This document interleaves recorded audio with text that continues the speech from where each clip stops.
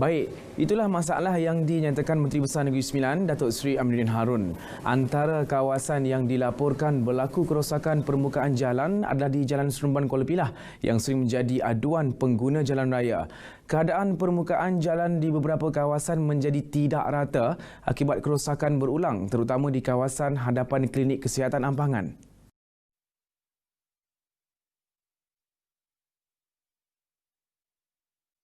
Menteri Besar Negeri Sembilan, Datuk Seri Aminuddin Harun berkata, Jabatan Kejerayaan Negeri Sembilan telah mencadangkan pembaikan dengan menggunakan teknologi kram raba modified aspal CRMA dengan membuang pembukaan jalan yang bermasalah sebelum kerja-kerja penerapan laluan sepanjang 1 km dilaksana.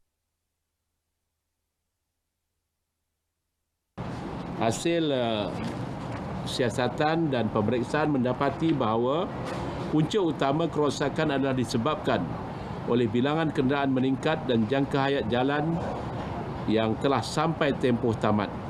Banci terkini yang dijalankan di laluan FT051 pada tahun 2019 menunjukkan jumlah kenderaan sebanyak 28,607 sehari, iaitu peningkatan sebanyak 24.30% kenderaan sehari berbanding tahun 2010.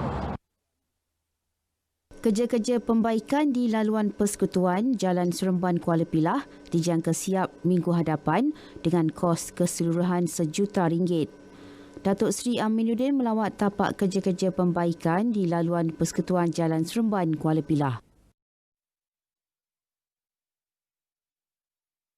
Kerajaan Negeri Sembilan menyasarkan nilai pelaburan tempatan dan asing ke negeri ini sebanyak RM5 bilion menjelang akhir tahun ini berbanding RM3.68 bilion tahun lalu. Menurut Exco Pelaburan, Perindustrian Keusahawanan, Pendidikan dan Modal Insan Negeri, Datuk Dr. Muhammad Rafi'i Abdul Malik, pihaknya optimis masih boleh membawa pelaburan walaupun menghadapi masalah yang agak sukar berikutan pandemik COVID-19. Kerajaan negeri juga memutuskan untuk membenarkan pembilikan tanah perindustrian dan perusahaan sama ada berstatus pajakan atau pegangan bebas secara bersyarat kepada syarikat asing. Kita membenarkan kepada syarikat-syarikat yang dengan nilai tanah RM2 juta dan ke atas dan penghilang berdaftar dengan Kementerian Perdagangan, Industri dan Antarabangsa, dan ianya terbuka untuk tanah pegangan pajakan dan pegangan selama-lamanya. Ini yang akan kita kenakan dan apa-apa syarat yang dibuat sebelum ini maknanya terbatal. Jadi ini yang kita akan kuasakan dari segi untuk menggalakkan perindustrian di Negeri Sembilan. Kerajaan negeri juga sedang berusaha untuk pembukaan tanah bagi pembangunan di kawasan Malaysian Vision Valley 2.0 yang akan dilancarkan menjelang akhir tahun 2020 sebagai usaha untuk memastikan pelaburan di negeri ini bertambah. Berdasarkan kedudukan Negeri Sembilan yang strategik iaitu berhampiran Lembah Kelang, lapangan terbang antarabangsa Kuala Lumpur dan Pelabuhan Kelang, pihaknya yakin nilai pelaburan akan terus meningkat.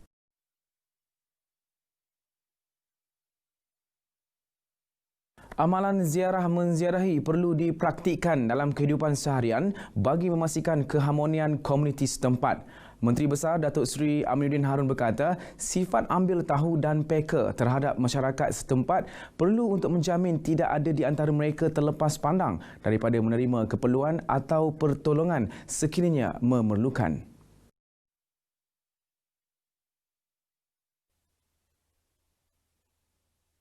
Kerajaan negeri menyambut baik usaha Jabatan Al-Ehwal Agama Islam Negeri Sembilan JHEINS yang bekerjasama dengan masjid di semua daerah untuk mengadakan ziarah rumah ke rumah sebagai sebahagian aktiviti wajib Kariah Masjid.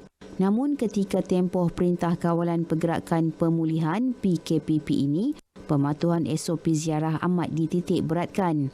Beliau memaklumkan perkara itu selepas merasmikan program ziarah rumah ke rumah anjuran JHEINS di Tampin. Menteri Besar turut berkesempatan menziarahi keluarga mangsa kebakaran di daerah berkenaan dan menyampaikan bantuan. Program ini merupakan program sepak mula dan diteruskan ke daerah-daerah lain. Sekian paparan dari Negeri Sembilan, kembali ke Angkasa Puri.